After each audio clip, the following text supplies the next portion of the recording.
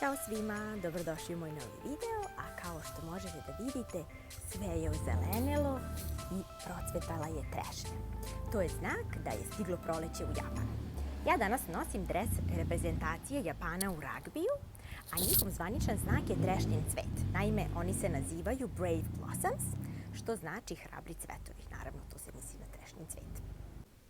Nažalost, iako je sve ozelenilo i procvetala je trešnja, ovo baš i nije tipično proleće ove 2020. godine, ali to nije razlog da vam ja ne pokažem šta bi to bile uobičajene aktivnosti Japanaca i šta sve to počinje u proleće, pa hajde da pogledamo. I tako, stigla ja prvi put u Japan baš u proleće da vidim taj čuveni trešnjen cvet, kad ono šok. Prva slika na koju sam naišla jesu bili ljudi koji su nosili maske. Prvo na železničkoj stanici, pa onda kad sam izašla napolje, svi ljudi nosili maske. Nije mi bilo jasno šta je u pitanju, mislila neka zaraza, ali to je u stvari zbog alergije, tako da je to najčešća slika Japanaca u proleće. A evo, uspela sam sva sreća tog proleća da vidim i ovaj čuveni trešnjen cvet, koji je inače i nacionalni cvet Japana i obično je u punom cvatu krajem marta ili početkom aprila u Tokiju, odnosno malo ranije na jugu, do čak početka maja na krajnjem severu. U Japanu postoji prognoza cvetanja trešnjenog cveta ili sakure, kako je ovde zovu, i tu prognozu svi pomno prate. Turisti planiraju svoja putovanja kako bi vidjeli predivne parkove sakure, a stanovnici Japana planiraju izlete zvane hanami. Bukvalan prevod ove reči je gledanje cveta, gde hana znači cvet, a mi znači gledanje. Na izlet se obavezno ide rano kako bi se našlo što bolje mesto sa što boljim pogledom i obavezno se nose prostirka, bento, odnosno ručak za poneti i omiljena pića. Šta to piju Japanci?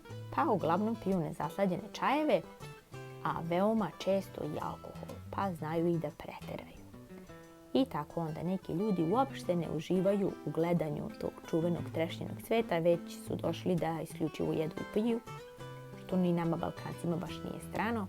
Međutim, oni za to imaju izreku i kaže se hana yori dango, gde hana znači cvet, a dango je u stvari neka vrsta poslastice nekog loptastog oblika i ta izreka znači da neko više uživa u hrani i piću nego što uživa u trešnjenom cvetu, odnosno koristi se kada neko ne razume baš pravo značenje nečega.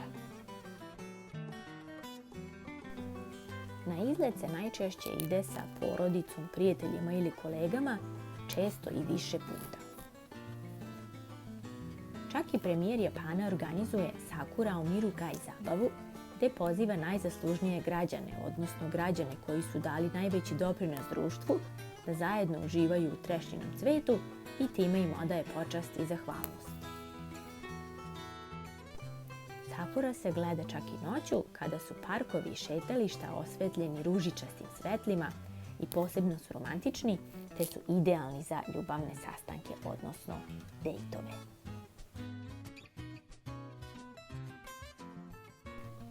A pored trešnjenog cveta u proleće se mogu vidjeti i školarci u uniformama u pratnji svojih elegantno obučenih roditelja kako idu na ceremoniju otvaranja nove školske godine, koja za razliku od Evrope i Amerike u Japanu počinje aprila. I prvi posao posle fakulteta obično počinje 1. aprila. Studenti završnih godina počinju da traže odgovarajuće poslove već početkom septembra i pripremaju se za sezonu intervjua, takozvanu šukacu. Ta sezona traje nekoliko meseci i opisana je kao veoma stresna za mlade Japance. Nije nešto naročito zanimljivo, ali vredi znati i da fiskalna godina u Japanu takođe počinje 1. aprila i završava se 31. marta. Ja se nadam da ste uživali u ovom videu i da ste nešto novo naučili, da vam je bilo zanimljivo, da niste mislili na svakodnevne loše vesti, a do sljedećeg viđenja ja vam šaljem veliki pozdrav iz Tokija i nadam se da ćete zapratiti moj kanal i da ćete uživati u narednim videima. Veliki pozdrav!